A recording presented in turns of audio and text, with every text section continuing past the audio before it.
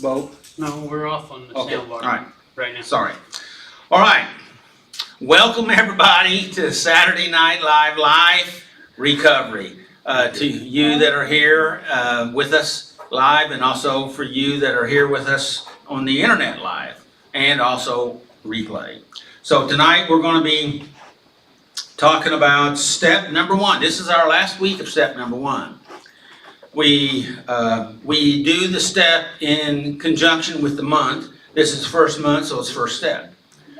Kind of helps make things simple. People ask me how come we go so slow, and I said, well, there's just a lot to cover, and it's not just about pushing through. It's learning, developing, getting things into us, and anyway, I think it seems to do better on covering the steps. What do you guys think? Yes, sir. What do you think about the room arrangement? Is it too much? Do we need to go back to the way it was? Are we okay with it? Everybody? That's all right. Fine with me. We had a group use the room, and they rearranged everything, and didn't put it back. And I thought, well, it don't look too bad. We'll see what you guys think, and if we don't like it, we can change it. So. Well, it just tells us we need to get some more people in. Yeah, let's do that. I just want an end table back. You just want an end table back. Well, you may have to steal it from one of these others over there. I bet. Okay, so tonight we're going to be talking about the paradox of powerlessness, and we're going to be addressing that out of step one, out of the Step Recovery Bible, out of 2 Corinthians 4. Chapter 4, verse 7 and 10. I think it's going to be interesting. There's quite a bit to cover. I'm going to, well, let me just ask you a couple questions instead of going into it. Let me just ask the questions. What's a paradox? What does that mean, paradox? No clue. No clue? I know what it means, but I don't know how to explain it. Well, that's the way a lot of things are, right? We have a sense or a kind of an intuitive understanding, but a paradox is it's a conflict on a statement that doesn't seem to be correct, but after you dig out the truth, it is correct, and so initially it seems like it's not correct because it contradicts the statement, and we're going to be talking some about that.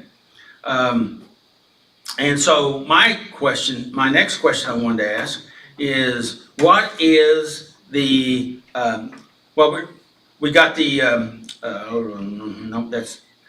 this is the question. What is the difference between admitting and accepting powerlessness? What is the difference between admitting and accepting powerlessness? And of course, this is referring step one. Yeah, I'm asking you. Well, it was real easy for me to admit I was powerless, but to accept it was really complicated because that took a little more effort than just thinking about it. very good. So the first part of that question, in a indirect way, was to say there is a difference between them, and you confirmed it by how you looked at it. Anybody else got a comment on that? We have a new person here today, at least I believe so. I'm Maria. Maria? I'm a volunteer. Okay, Maria. Glad you're here, Maria. Thank you. Glad to be here. I'm thinking like admitting and accepting, and I'm not sure, but I feel like it's like admitting is kind of up here where I'm just saying something, and accepting is kind of more in here where I'm like acting on or making a change or something, you know. Right. It's kind of like hearing and hearing.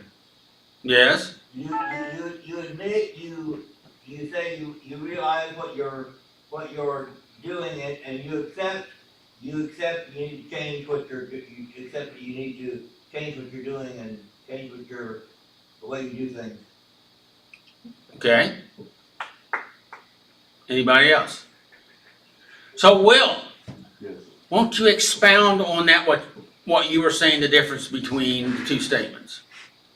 Well, in my active addiction, before I got into recovery, it was real easy for me to see that I was an addict. I mean, it was easy for me to admit it. It was just not real easy for me to accept that there was things I had to do. The acceptance of being an addict can go two ways.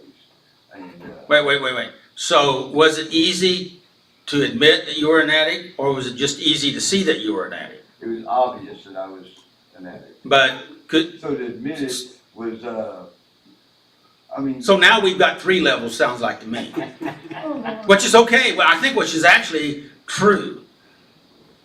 So it was obvious, and it came to a point where I had no choice but to admit that I was an addict.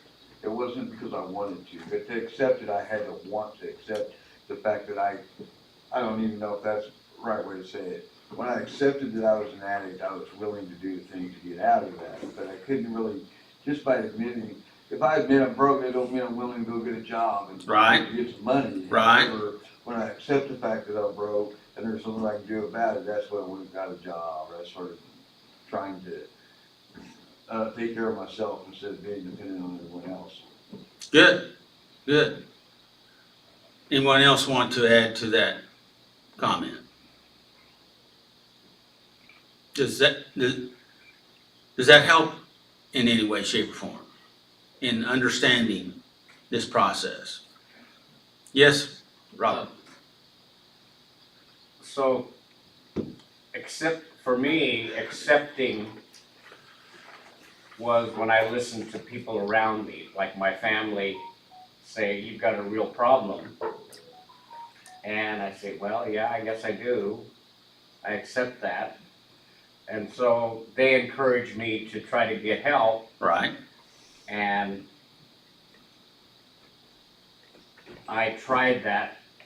But until I accepted the fact that I knew I had a problem, then I wasn't seeking help for someone else. I was Yes. seeking help for myself, Very good. because I had finally come to accept that, boy, I can't control this, and Yes. I'm powerless. Yes.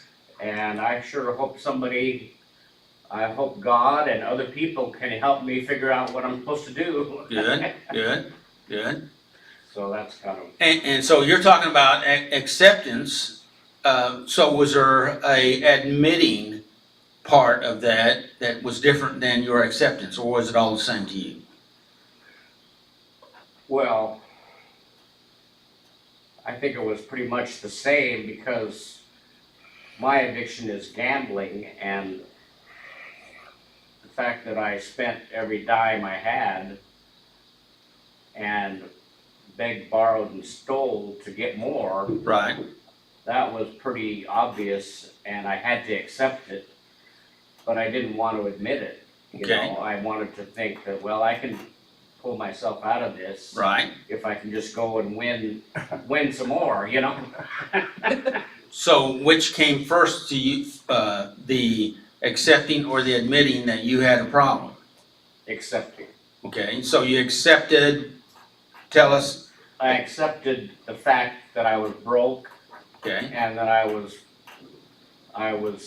go to great lengths to prove, to try to convince myself that I didn't have a problem, but I kind of accepted it because it was obvious, you know? So I guess I didn't really accept it until I admitted it. it's kind of what I was thinking, but I wasn't gonna tell you what happened in your life, you know, so, but, Anyway, it just so then, your final statement here is, so, you kind of were moving back and forth, right? Mhm. Kind of what way it was going, and that's kind of the way it is for all of us to some degree, correct? Yeah. And so then, somewhere down the line, which came first, the chicken or the egg? Chicken. Yeah, I don't know. All I know is today, Chicken. and for a pretty good length of time now, I've admitted that I'm powerless and I'm doing everything in my power to stay close to God and the people around me that are encouraging me to do the right thing. Good, good. And I want to lift some things out of your last statement there. You talked about recognizing that you are powerless, but you're using your powers. And so some people say, well, if you're powerless, then you don't have powers. But the fact of it is, we do have power, but that doesn't mean that we're not powerless over those things that we don't have power in, that actually grab us around the throat and take us under. Exactly. Right? And so that's when we need to use these other powers and making those other choices to be able to admit and or accept and or admit. I was just going both ways for us. That is using some of your power, Right. even though, because when we choose to engage in our obsessive issue, that choice to make that, to engage, we have power until we make that choice and we engage, and then that we choose, whether it's drugs, alcohol, gambling, pornography, violence, blah, blah, blah, blah. When we make that choice, then it takes power over us because we made that choice.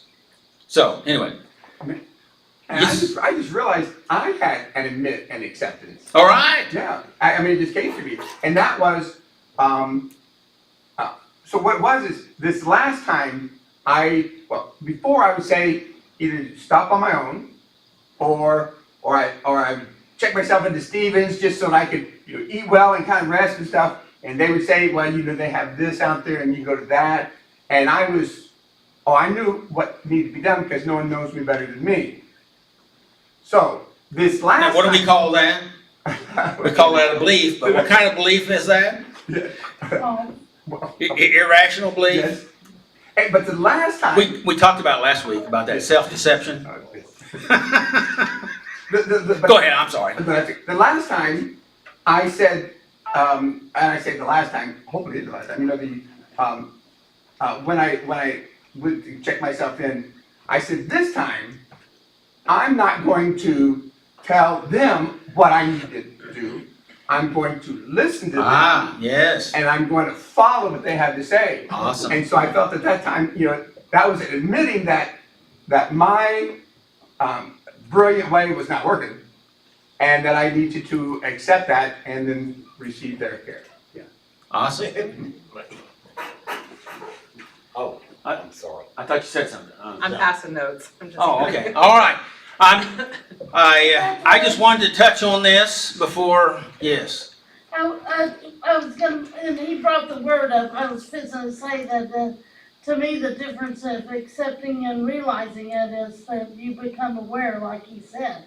I mean, you can still see it out there, but that's the first step, is you gotta become aware you have a problem in the first place. And you become aware, and then you accept that fact, and then. And willing to change it, that's a Willing long ways that- down the other And steps, that's, but- yes, and that's that other part that we're talking about. So, anyway, I just wanted to kind of drop that in there, but I appreciate the discussion. Hope it's beneficial to you. And I hope I didn't mess Will up here and his deal. So anyway, we're gonna go ahead and get started with, the music folks, and we're glad they're back. Yay. Yay, We so, missed you. yeah. You still ran over time even without the music? Yeah. Thank you, Willie. No problem.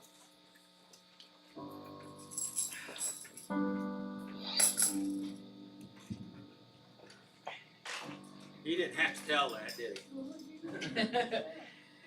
Glory, glory, hallelujah, since I laid my burden down. Glory, glory, hallelujah, since I laid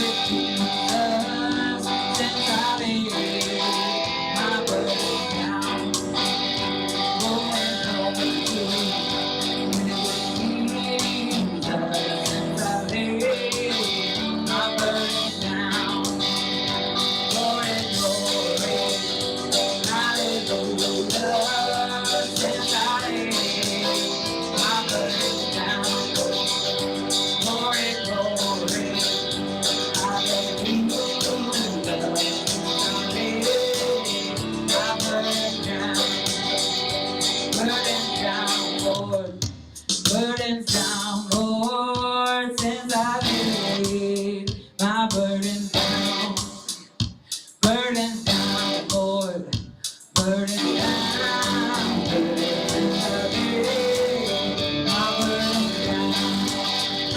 Glory, glory, hallelujah, yes, I lay my burdens down. Glory, glory, hallelujah, yes, I lay my burdens down. Yes, I lay my burdens down. Yes, I lay my burdens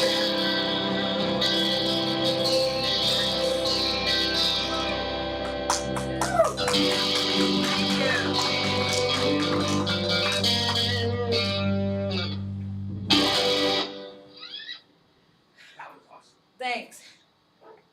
Might sit for, You feel free. thanks. Feel free to take your shoes off. I usually do take my shoes off. I always look at your feet. I was looking to see if you take them off.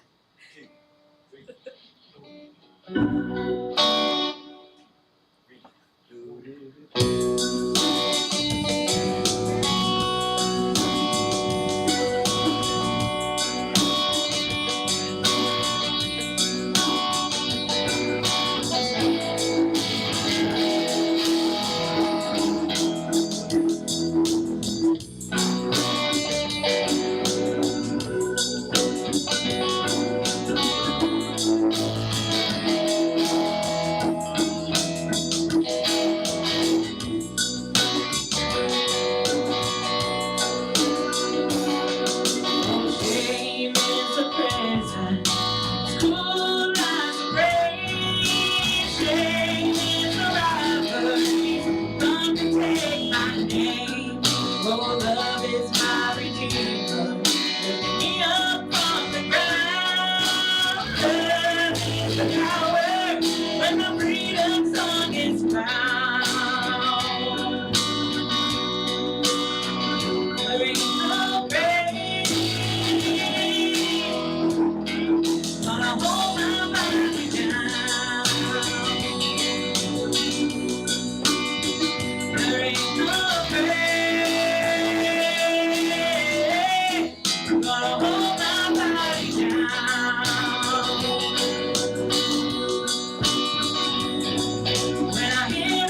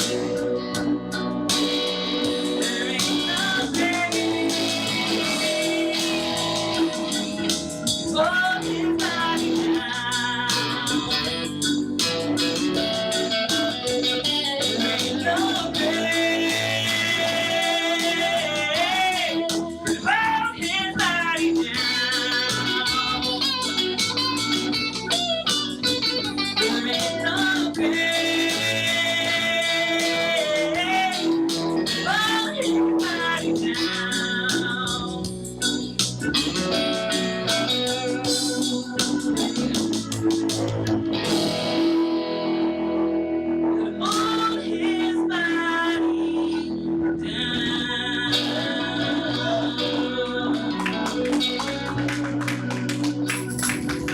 Thank you. Amazing voice. Thank you. Do you think it's a little warm in here? Or is it me? Well, the heater's not on now. Okay. Okie dokie. It's at 76 degrees. No, it's not. Oh, it's 67 degrees. Oh. 67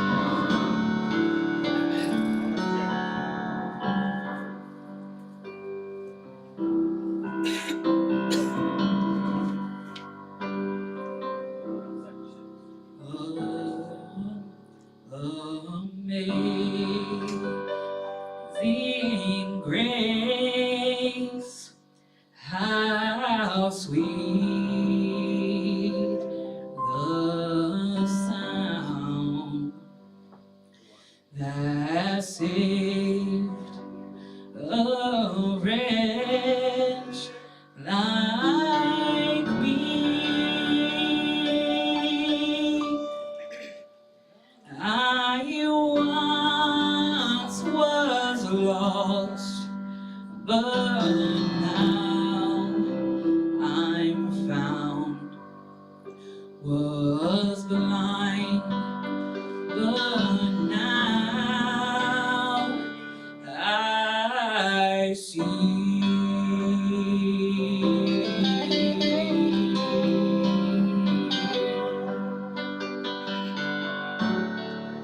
'Twas grace that taught my heart to hear, and grace my fears relieve.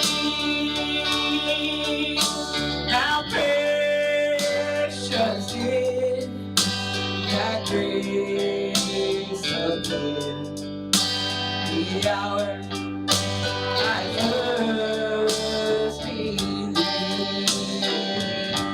My chains are gone, I've been set free. My God, my Savior has ransomed me, and like a flood, your mercy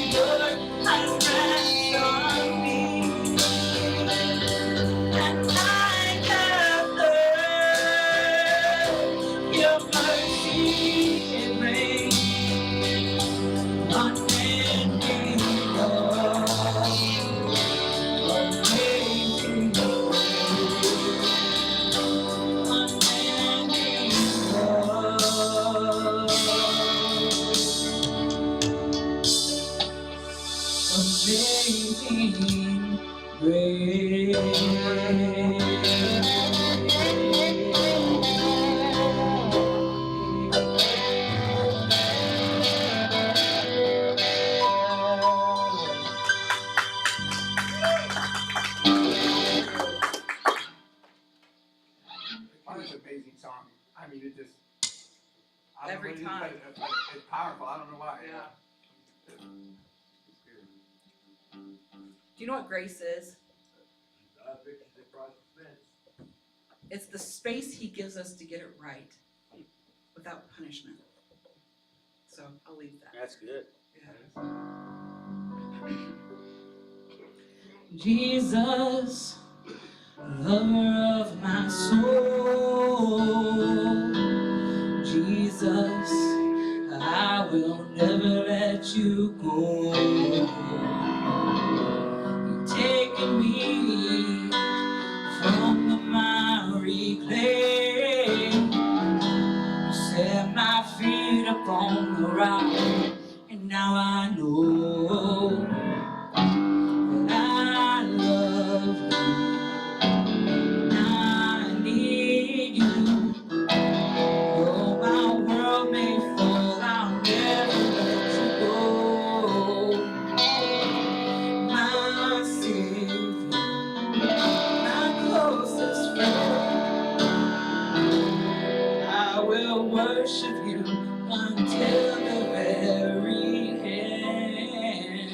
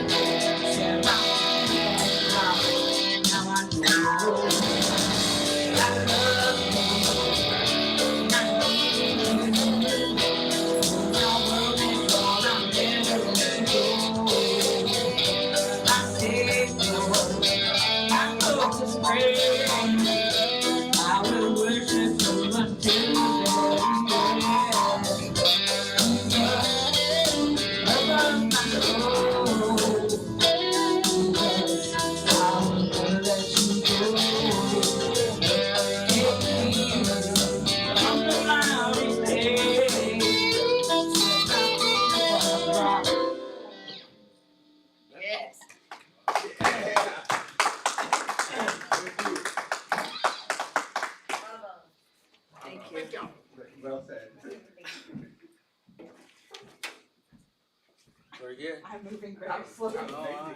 Very nice. Who's next? How do you follow that? I think Will's gonna do a bang-up job Yeah. following that. Oh, for sure. You got somebody reading the 12 steps? No,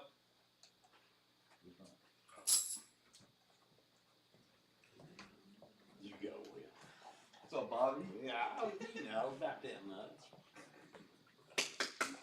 Hey, Will. oh, thank God. Hey. Thank you, Jimmy. Thank you, Vanessa. Thank you. And you're welcome.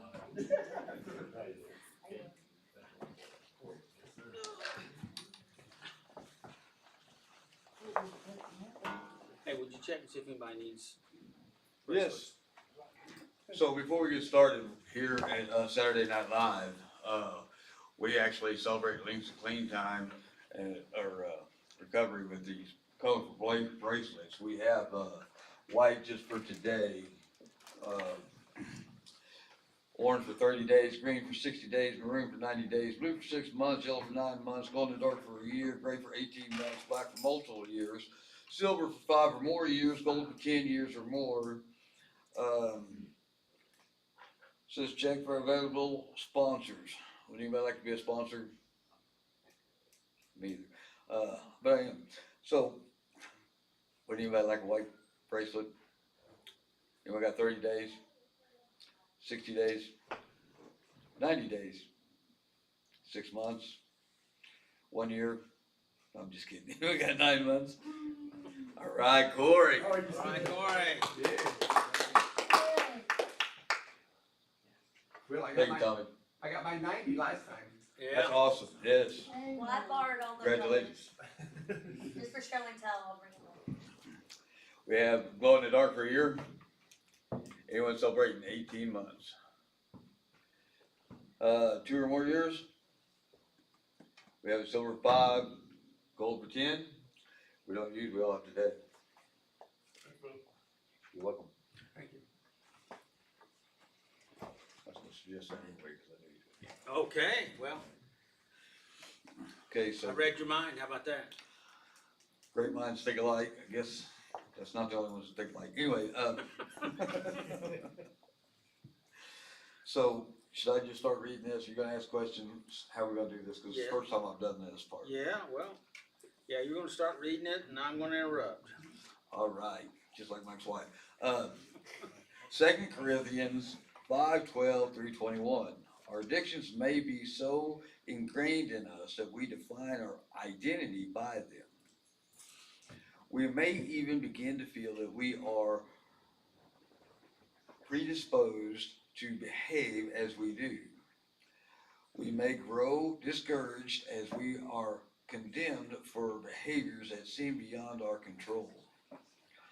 How can we escape this self-perception that defines us in terms of the addictions that dominate our lives? I am on the right one, right? Well, it's not what I got. Okay. Are you doing the paradox of powerlessness? Let's see. I think I'm on the wrong page. There we go. I was wondering why I didn't get no questions. Yeah, well, it's hard to interrupt you when. You ain't got notes. I know how to do it now. The paradox of powerlessness. There you go. Bible reading to 2 Corinthians 4, 7 through 10. Yes. We admitted that we were powerless over our problems, that our lives had become unmanageable. So I did look up the word paradox, and I think it put it in a better way than I had. A seemingly absurd or self-contradicting statement or proposition that when investigated or explained may prove to be well-founded or true. It's not quite what I thought it was going to be. Anyway, I just wanted to say that. That's fine. When I said that earlier, I was trying to come around that, or it was really Well, you obvious. did pretty good. I had that definition written down, so you were correct in reading. Okay, we may be afraid to admit that we are powerless and that our lives are unmanageable. Okay, now I'll interrupt you. Okay, so is that true? Yes. Tell me about it. Well, it wasn't so much that I was scared to admit that I was powerless. I guess it was because it was the failure of being Wait a minute, able to do I something knew about it. you, I've known you a good long while, Yes, sir. and what was, and you said you didn't. I corrected myself. Oh, I you did. corrected yourself. Yes. Because, I was more fearful of the failure if I tried than to admit that I actually had a problem. failure if I tried that I had a problem. It was easy to admit I had a problem. It was hard to do something about it because I was scared I would never be able to accomplish if I tried. Okay. Does anybody else agree with that statement? Corey, I didn't bring you so you could sit there and not agree with me. Read that sentence again and then ask the group. Okay. We may be afraid to admit that we are powerless and that our lives are unmanageable. And the question was what? Have I ever felt that way? Is this true? Is this a true Is it statement? true? Is that a true statement for everyone in this room, or am I alone? I think especially as a man, you don't wanna feel powerless, that's kind of our job is to, well, it's not our job, but how I was raised anyway, to be, not weak. And to admit that something is stronger than me is, humbling, for sure. Tommy keeps shaking his head over there. Tommy, Weakness, do what? the weakness, Weakness. yeah. I don't understand what you're I don't saying. wanna feel weak. You want? It'll make me feel like. Wait a minute. You didn't already feel weak? Yeah, but once I admitted it, then I know it. Oh, then you know. No, for sure. Okay, but the Well- question is, we may feel afraid to admit. Yeah. Oh, And you were afraid of the weakness. admitting that you're weak. Feeling weak and, Okay, all right. yeah. Garth, you had your hand up? Yeah, I was concerned about admitting weak, I mean, I'm concerned about admitting because, powerless, because then, if I'm powerless, then how am I supposed to get better? Yeah, that's good. Now Corey was talking about a male perspective, Miracle. You got you wanna speak for the female perspective? You're not looking at me, are you? No, this is Miracle right here. Oh, good. I don't know. Wait a minute, what'd you just say? You didn't know? I thought you knew everything. All right, Power drives everybody. power drives, that's a good Everybody, statement. that feeling of power and control, whether. Yeah, but admitting that you're powerless over your problems, is what we're talking about. Yeah, believe, yeah. Without God, I can't do nothing, I mean. And we wanna try to fix it ourselves. Was it Maria? Yes, sir. Did you have a female perspective on this? Not the problem, the solution. No further comment. Okay. Go ahead, Corey. Will? Oh, Will, Did yeah. you see what I'm saying, that women, we try to fix things? That's my point, is we try to fix a hurt or whatever, we try to fix it. Thank God men And when don't we do can't that. fix it, we think. I'm just saying that that's my part of it, is the one that I wanna fix it, and fix everybody, yeah. So you're saying the female's kind of like the male then? I We guess. share the same rib. Okay, but since Corey Well, I can brought take- sex I can into the take deal, that I thought we ought to balance it out, you I know. can take back the male aspect of it. Okay, I can say all people are taught not to show weakness, I guess. I know for me, I was taught not to show weakness, or being weak in any way. That's what, well, how about if we use a different word? Weakness or being vulnerable? Uh-oh. yeah, which is what we get when we admit that we're powerless, we become vulnerable and, So why is it we don't want to be vulnerable? we don't wanna be taken advantage of, or,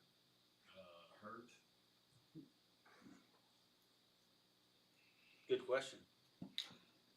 Want me to continue? You bet. Okay. We may be afraid to admit we are powerless and that our lives become unmanageable. If we admit that we are powerless, won't we be tempted to give up completely in the struggle against our addictions? It doesn't seem to make sense that we can admit powerlessness and still find the power to go on. Okay, Yes. hold that right there. Very nice. Because this is where Garth was at, but my question I've written down here, so what are your thoughts on that? Well, Was I supposed to be paying attention to what I was reading? Oh, no, just kidding. I think that sometimes as a human being, I like to figure things out before I proceed with them. So the thought process that if I give up or I admit I'm powerless over something, then that means I have no control over it. So it left me for a loss of a solution, and the last thing I want to admit is I didn't have an answer. So I know what I did, and if that's what you're asking, I started getting out of myself because I was comfortable in the chaos and stress in which I lived in. I knew how to survive in chaos and stress. I was comfortable there, but when I started to do something about it, the hardest thing for me was a couple things. One was humbling myself, like Corey said, and the other one was finding peace within myself to where I was comfortable with not being stressed or having a problem around me. Because the problem was what I fed my life on for the most part. It gave me a reason to use. It gave me a reason to isolate from everyone else. The problem was the center of my mind, and I looked for the problem instead of the solution while I was in my addiction. And I was trying really hard not to put my opinion in this. I prayed that God would just come through me instead of me having to be seen. But I guess we're supposed to share our experience, strength, and hope. So that's what I'm going to do. good, because that's what we want. Mhm. So now, won't you ask if there's anybody in the group that has something you'd like to share? Because I think Garth has something. Garth, would you like to share with the rest of the class? I'm shy. You're not in camera, I am. Well, I don't know, just, it's, the first meeting that I went to, NA was, I believe like January of 2018. And I refused to say I was powerless until about a month ago or 2 months ago, when I was actually sitting and I was talking with an individual there, but yeah, it seemed like if I admitted I was powerless, well, I had to be strong because what I was going through was a lot. And it was difficult to maintain, it was pretty challenging. Yes. And, but that was the admitting and the acceptance, that was key. That was key to me. So, the belief that you had was a misconception about what powerless meant. Correct. That all of us have thought that powerless meant that we were powerless over everything, but that's not what we're talking about. We're powerless over those things that we're powerless over, Yes. which are primarily that we're being focused on is our addictive issues, obsessive compulsive behaviors, and so because we sought them to help us to cope, survive maybe, and it then had power over our life in that area. But that doesn't mean that we don't have certain powers. You have power to make unhealthy choices if you want to, but then after you make that unhealthy choice, You have consequences. those consequences, and then it reaches up and grabs you. That's part of it. That is some of, Sure, yes, every time. you are right. For me, it did. Do what? Every time it reached up and grabbed me. Yeah, it sure did. Maria? I would like to say that my Some addiction. people are out of character though, and they can't be judged. That's why God says, "Thou shalt not judge," due to the fact because You know, sometimes people are, for instance, maybe Betty Boop accidentally got arrested falsely. A falsely arrest happens all the time, as we all know. And then they, you know, maybe lock her up in a rusty environment, breathing in rust dust and black mold, and then they release her. And she's not in her right state of mind. So she can't be held Betty Boop can't be held accountable for her actions due to being out of character.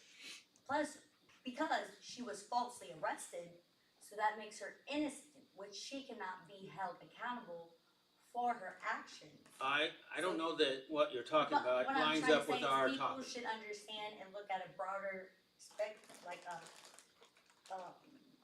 what I'm trying to say is, Perspective. yes, thank you. But anywho, I just want people to, pay mind to. No, thou shalt nobody, not there's nobody here judging anybody. I'm just saying, I have felt like God, you know, I'm a volunteer, and that's what I do for a living. I've been to Costa Rica, built a women's shelter in Costa Rica in 2011. I went with Grandma Chloe. She used to live in Kuwait. I was engaged to her grandson, Sami Anwar Al Jazeera, and that was a long time ago. But anyway, I'm just saying, I've been around the block a time or two, not like that, but I've been through a lot of churches. I'm from Pensacola, Florida. That's home Team Challenge, which is the biggest compound. Yeah, we need to stay on our topic here.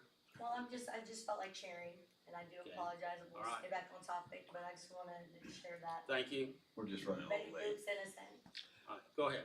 so prevent it. It wasn't until I went to my first meeting that I was able to say that I was an addict because everybody around me was in saying the same thing. So it was easy when everyone was doing it. But my disease likes to keep me isolated and alone. And that is the worst place I could be, is trying to figure things out on my own. So I am completely powerless over my own thinking, to be honest. And I need to admit that I need the help of others. I don't want to get off topic, so. Well, I don't agree with your statement there about you not being totally powerless over your own thoughts. You're powerless over some of those thoughts. And if we let them go, our brain will start feeding us. Well, that's kind of like what I was meaning by being alone. When I'm alone, I don't have nobody to direct me in the right way to focus, because nobody else can do this for me. I gotta do it myself, but in order for me to do it myself, I have to have, the Bible says iron sharpens iron, and it's the same concept when I go around to other people that's trying to get clean too. When we're like-minded, we can help each other. No one is better than the other. Good deal. I would do drugs because I was lonely, and then the drugs would make me lonely, and so I do drugs because I was lonely, and then the drugs would make me lonely. It's a vicious downward cycle, isn't it? Most of us have at least representation of that in our house. It's called a toilet, that downward spiraling cycle. That's where I spend most of my time. Boy, I was going down that, I tell you. I've been. Okay, go. Okay, life is full of paradoxes. The Apostle Paul tells us we now have this light shining in our hearts, but we ourselves are like fragile clay jars containing this great treasure. Oh, I figured you have a question for that. This makes it clear that our great power is from God, not from ourselves. We are pressed on every side by troubles, but we are not crushed. We are perplexed, but not driven to despair. 2 Corinthians 4:7-8. The picture here contrasts a previous treasure and the simple container in which the treasure is stored. The living power poured into our lives from above is the treasure. Our human bodies, with all their flaws and weaknesses, are the perishable containers. As human beings, we are imperfect. Once we recognize the paradox of powerlessness, we can be quite relieved. We don't have to always be strong or pretend to be perfect. We can live a real life with its daily struggles in a human body beset with weakness, and still find the power from above to keep going without being crushed and broken. What's your thoughts on that? I think it's trying to say I'm real fragile and I can easily be broken if I don't have, I mean, like you said, I'm not powerless over making a bad decision. I can make bad decisions all I want to, and it is only through. But when you make that bad decision, oftentimes we will make a bad decision to blow up a situation, right? We make a bad decision, and when it blows up, you had power up until it blew up. But when it blew up, well, or the drug takes over, or the adrenaline kicks in, or whatever, and when that happens, it's got the power, and it eats you up, right? And that's what we're talking about here. And this scripture that you're talking about here is talking about that we are this precious treasure, which is, it says the light and the power, okay? And it's in this fragile vessel of us. We have all this power inside of us, and sometimes we use our power in destructive ways, which is just what you just said, right? And when that happens, what was that word you used a while ago? Consequences? Consequences. Okay, right? But if we use that light and power in a healthy way, making healthy choices, have you ever noticed anybody that said make healthy choices a lot? I've never met a way like that before. Okay. If you make healthy choices, you have a greater likelihood to be connected with that power and that light, and have positive effects in your life. You're more likely to have the positive effects this way than if you're making those decisions that blow your life up. Yes, but I'd like to say that isolation I was talking about is one way that I get to the point to where I can start obsessing over something. Right. And in the obsession, I seem to lose control somewhere to where I don't have control over what I'm doing. Right. In John, it said something about why do I want to do good, and yet I always find myself falling short. And it's not in them words, I know, but that's how I feel most of the time. I don't want to sin, but yet I can't. I'm never going to be perfect, and it's really hard for me to admit that I'm never going to be good enough for my own self-image of what I need to be for God. When the truth is, with that grace and mercy He's offered in this new covenant, which it does talk about in here, that's not something I need to be. It's something that I obsess over and want to use for an excuse for me to just give up, quit, or say that, if I can't quit smoking, then why do I keep trying? But the truth is, if I ever quit believing that I can quit, then I'll never quit, because I'll just go back into obsessiveness again. And when I try to quit something and I start back up, it comes back sevenfold stronger. So I guess what I'm trying to say is, when I make bad decisions, it's usually well before I make the decision. It's generally the thought gets in my head, and I'm alone, so I don't have nobody to bounce this thought off of, even halfway, to where somebody could enlighten me to how far left I'm going. So what have you learned? Today, nothing. I'm just kidding. I have learned through this walk that if I can think about what I'm thinking about, I can really control my thoughts to a point. But for me to continue and progress, I have to have others around me that's like-minded, because others have succeeded further than I'll ever probably succeed, or at least more than I have so far. I don't want to put a limit on what God can do, because I don't want to talk about it too much. I'll get off subject real quick. Anyway, I'm very blessed and highly favored today, just know that. And it's not because of the material things I have, it's because of that inner peace I was talking about. Because when I started building a relationship with Christ, now I'm not real comfortable in the chaos and stress anymore, but I am comfortable sitting alone and being with my dog and just spending the day, you know, being grateful for the little things I do have. Good. I'm done if you're done. Yeah, Corey's got like 5 seconds. Well, Corey's coming, you know, you laid out a good picture there of being comfortable with order, where you always had to live in the chaotic state. Yeah. And that chaotic state kept you always wound up or in adrenaline or needing something to.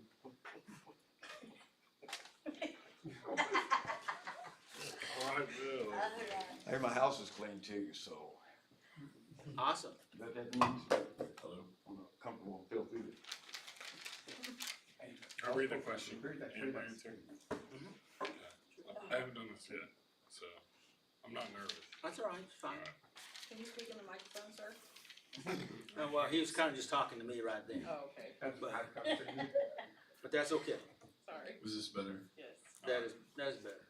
Hi, Corey. Hi, Corey. My name's Corey. Hey, Corey, take a deep breath. The first question asked, what are some of the examples of when I have demonstrated acceptance of my own powerlessness and God's powerfulness? I understand that I'm alone, I'm powerless over a lot of things. I'm powerless over people dying in my life. I put my life or existence as a whole. I wasn't able to like form myself. I wasn't able to like make myself be born. That was a example of God's power. Good. And I don't know. I've accepted that. The weather of life, I can't control the storms, but with God's power, grace, and love, I can survive them. Good. And I'm powerless to make up or offset my sins, but through Christ I can be forgiven and shown grace. Very good. That's what I got for question 1. Wow. That's good. That's what I got for question 1. Anybody have any comments on that? I think Good. that was great. Talk through the mic. I need to speak into the microphone better. Yeah, you can pull it out and hold it. Okay. Yeah. Well, I'm sorry if you couldn't hear me on the first. Question 2 says, how do I respond to trouble? I took this as like myself getting in trouble, which is not great, but I do my best to avoid trouble, but when it can't be avoided, I try not to make any decisions without advice or counsel from other people, and lots of prayer.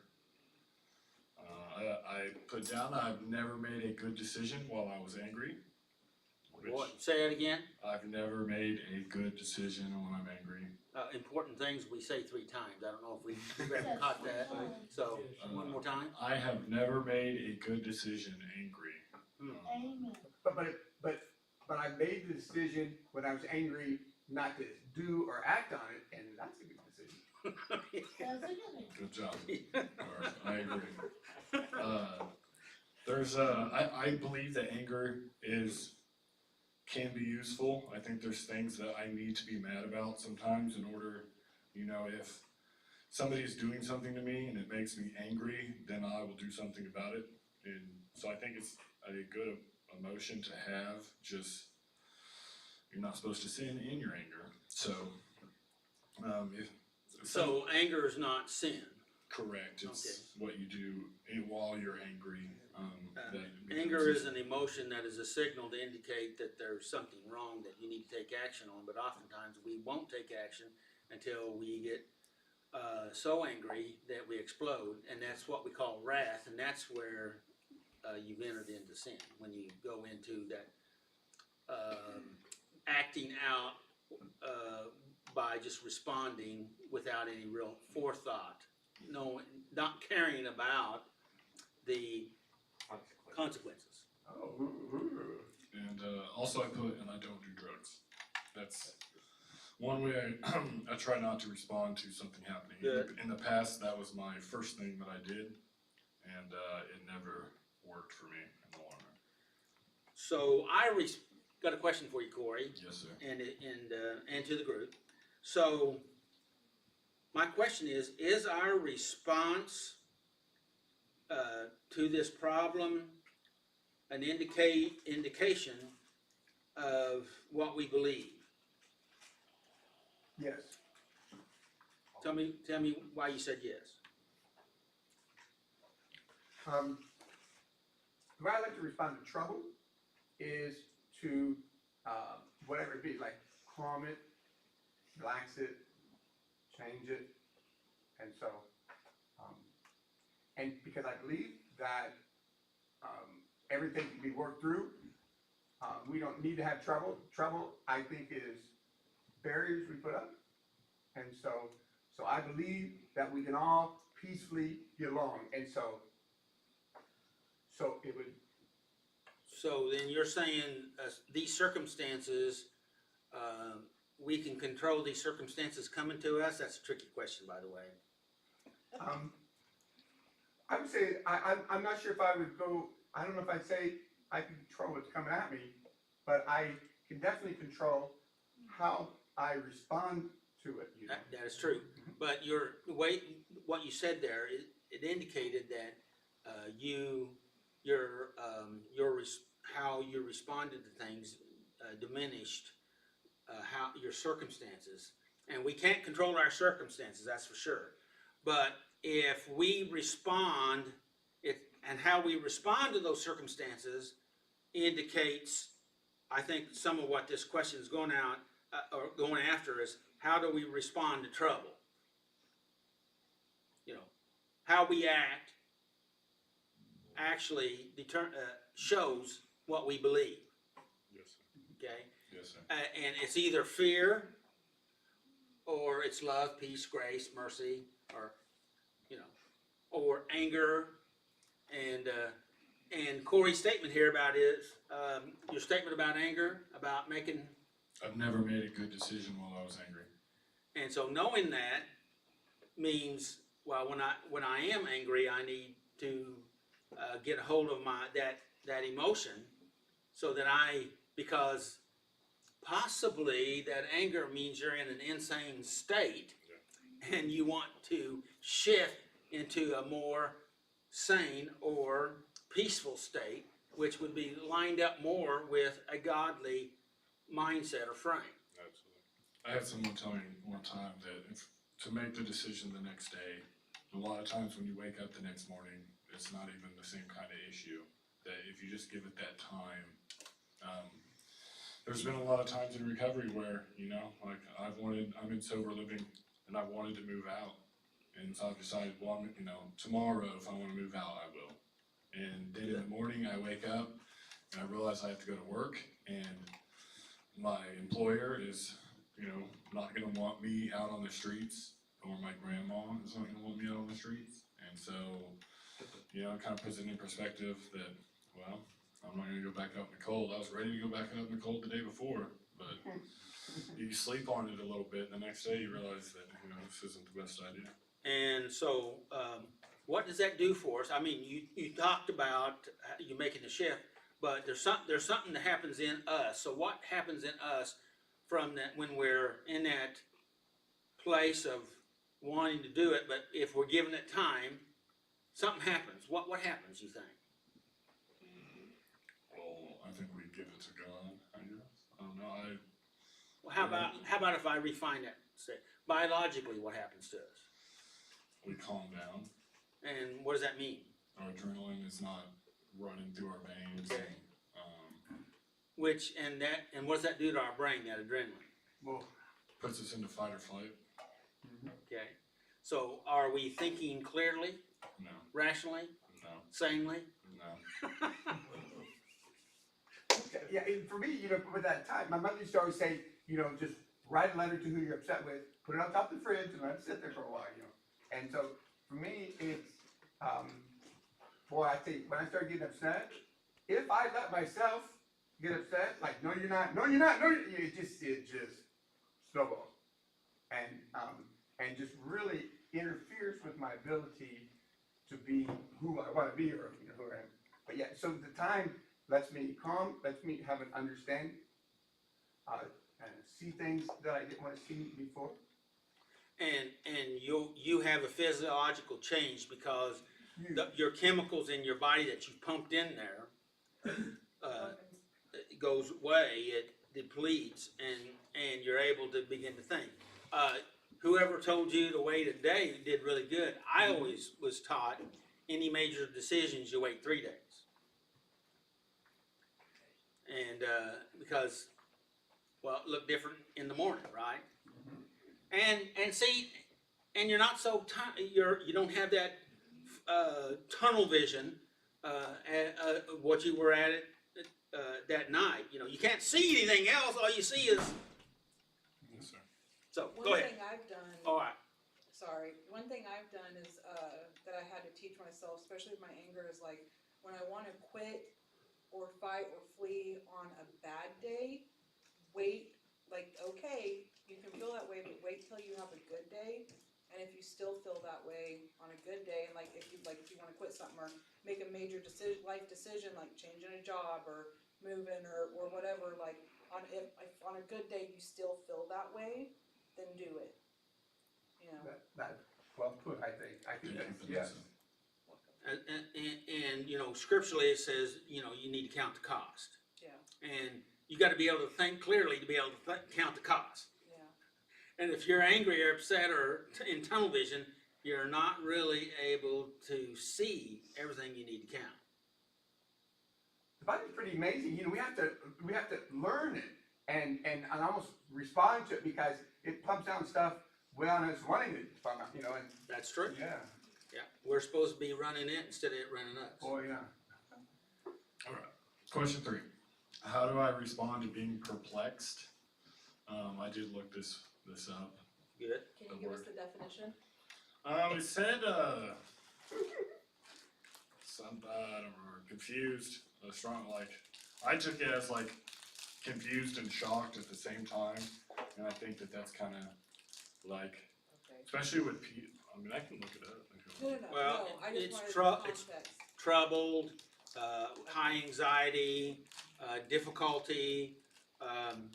You know, the scripture is that he was perplexed on every side, had trouble on every side, and that's what perplexed is speaking to. I took it as not knowing what to do or what's going on, which overwhelmed is probably a better word.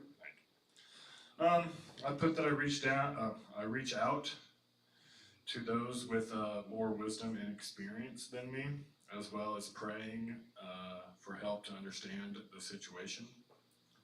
Again, I don't use drugs, and for a long time, I assumed the worst and worried about every situation.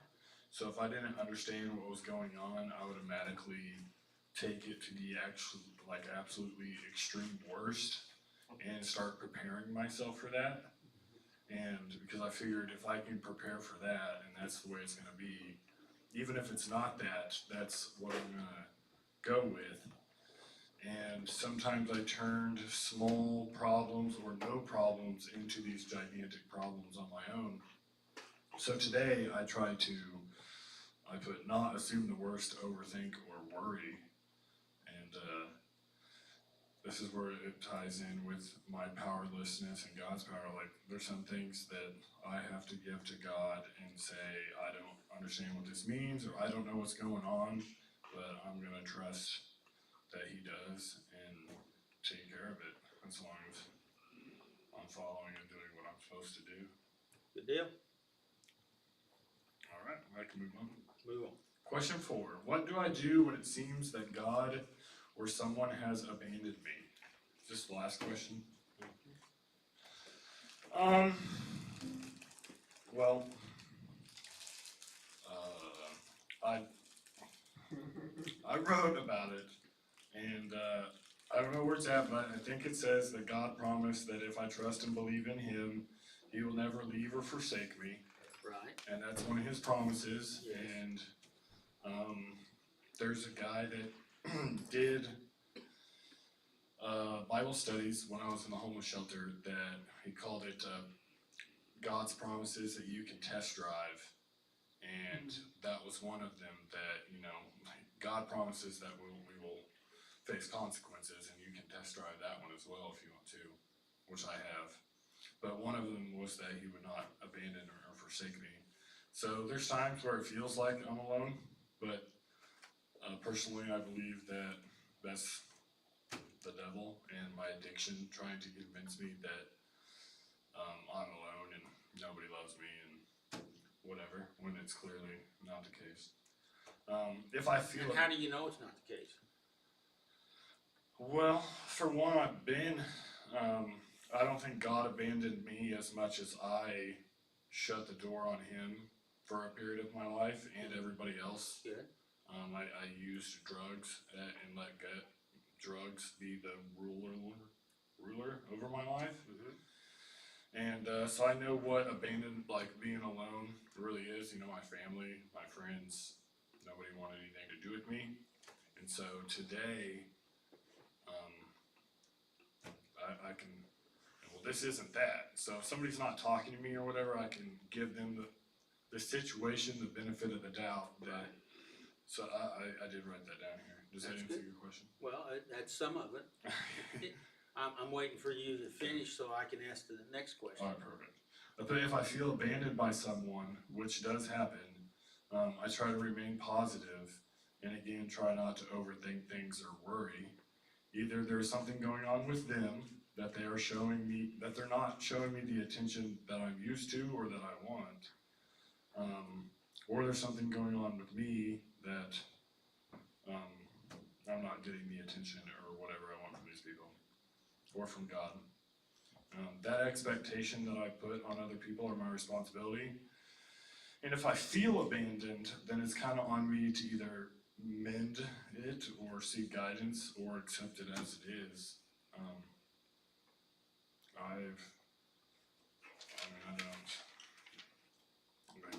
The whole it is what it is thing, that if people are living their life and I feel abandoned by it, that I believe personally that is up to me to figure out or accept that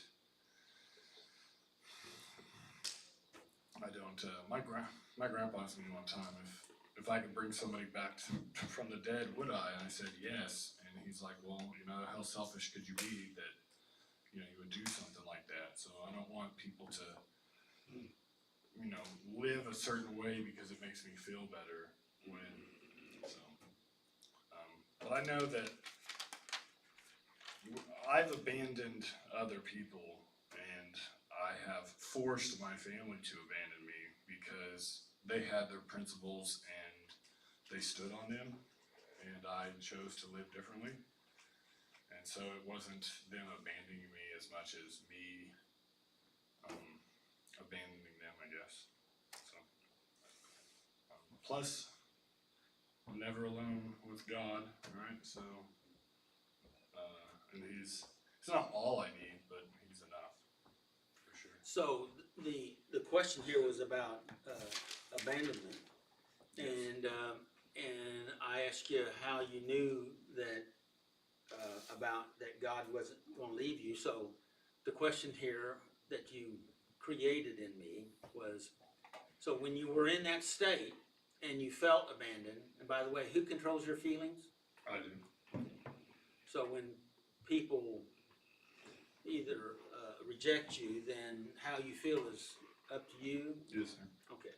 So when you're in that place, when you were alone, you felt alone, you were alone. Question is, I asked you how you knew. So when you were in that state, were you alone? No, which is kind of unfortunate. You know, if God lives inside of me and I take him everywhere I go, then that means I took God to some very dark places that I don't really think he wanted to go to. So, no, I was not alone, and And do you know that? I do know that he was in the furnace with me. Now I know. But I had to get to a point where all the distractions and all the other stuff was kind of gone, Right. and I was completely by myself. And then I realized that I told somebody the other day that that's when I could have a serious sit down conversation with God, was when it was just me and him, and that's all I had. And to know that everyone, I mean not everyone, but the world could abandon me tomorrow, and that's not, that's not the end of the world. I'll still have God. Okay. I know that. And that experience you're talking about is what we call either the dark night of the soul, or coming to yourself. We figured it out. Melchizedek, no, not Melchizedek. It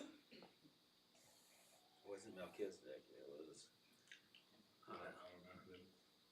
Belch. No, and anyway, there's several that came to that place. Even Apostle Paul came to that place, and the prodigal son came to that place.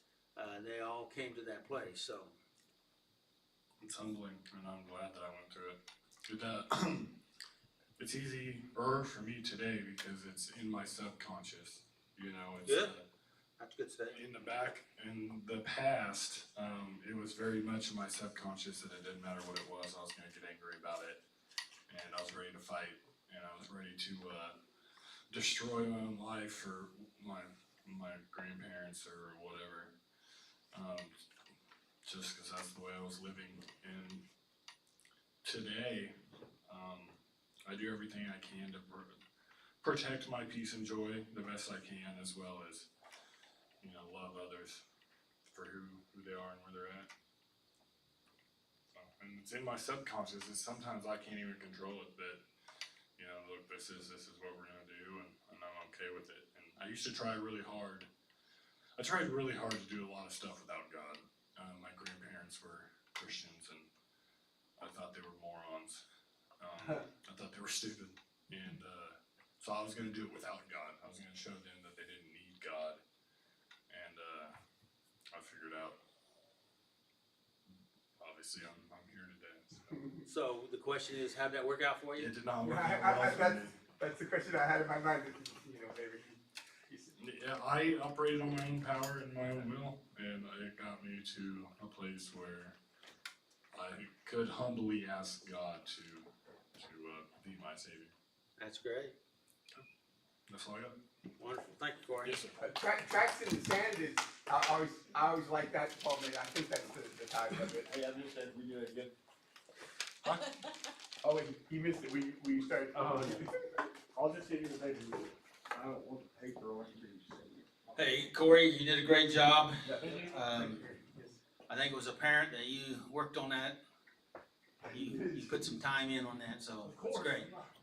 I'm not like some, I don't just get up there and wing it. I don't know who you're talking about. I'm glad about that guy. So, did you get anything out of tonight? Yeah. Good deal. Good deal. So, all right. Any final thoughts from anyone before we close? Well, one of the most important things is that if we haven't taken ourselves to that place that we admit and we accept, we really need to do that. Would you agree with that? And, God's interested in you with the addiction or without the addiction. Some people said, well, I can't be right if I'm carrying or living in this or doing this, but that's not so. I liked what you said a while ago, Vanessa, about grace. Yeah. That grace is the space that God has given us to work on getting it right, and He's there to help you in that process. Thank God for that, right? Boy, And the way we do that again is by accepting His truth, His grace. He said if we'd ask Him, He would save us, He'd forgive us, He'd cleanse us from all unrighteousness. And we don't know how that can be done because we want to hold on to some of our unrighteousness until we get it paid for. But that's not what He says we have to do. So, may the Lord bless you and keep you, and may His face shine upon you and give you His peace. Amen. And make healthy choices. All right.